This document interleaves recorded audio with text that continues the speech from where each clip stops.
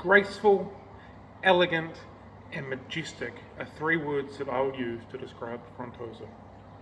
If you don't want to watch the entire video, here is a brief synopsis on the species profile, but I would highly encourage you to watch the rest. They are a big fish and they need a big aquarium. They do better in a group by themselves and away from Malawi cichlids, in my opinion. They're slow moving, very, very graceful through the water. They're an ambush predator that like to hunt at later in the evening or early in the morning, so they're not suitable to be with small fish. They're a deep water fish, so if you can keep them with some sort of water body above them, they'll really appreciate that. Overall, they are a beautiful, brilliant fish, and if you have a large aquarium, they are worth keeping. Frontosa are a large cichlid from Lake Tanganyika. In this video, we'll be looking at the Burundi species, but there are many different available species in the industry and in the wild. They're a large, graceful, slow-moving animal.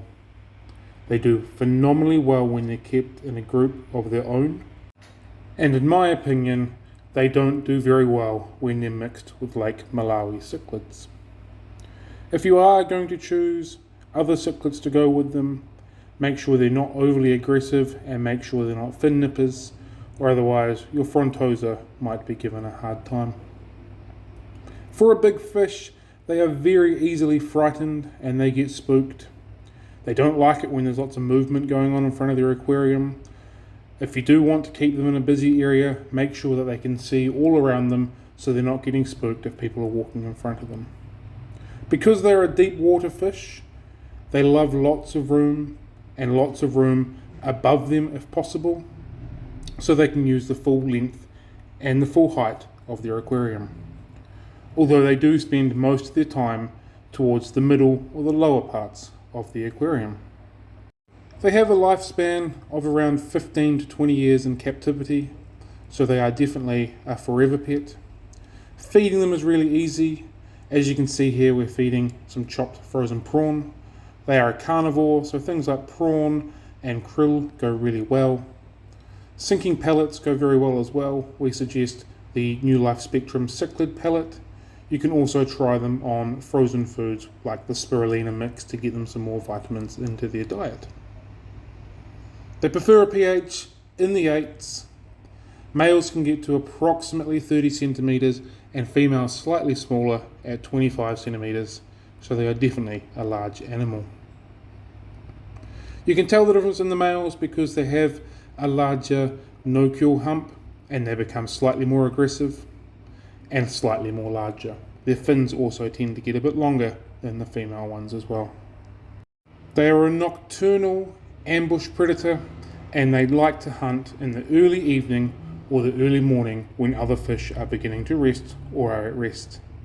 For this reason, I would definitely avoid trying to keep them with smaller fish, and as you can see here with the lupi, I'm running the risk of them being eaten. So far that has happened twice since I've had these fish together. They're a mouth brooder and spawning them is fairly easy. The males will dig themselves a bit of a pit and a bit of a secluded area and they will entice their female counterpart in to spawn. They like rocks and sandy substrate to give them the most at-home feeling that you could achieve for them. And they prefer subdued, subtle lighting because if it's too bright, they get skitterish again and they don't particularly like it. They are considered a semi-aggressive cichlid. If you keep them in too small of an aquarium, they will become more aggressive. As a bare minimum, I would encourage you to keep them in at least a 6 foot or 180 centimeter long aquarium. This will reduce the aggression because they have more room.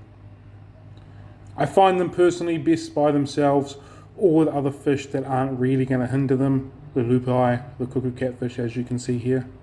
But overall, these are glorious fish and there's no doubt they are probably one of my favorite. I'm going to leave it here and allow you just to enjoy the grace that is the Frontosa.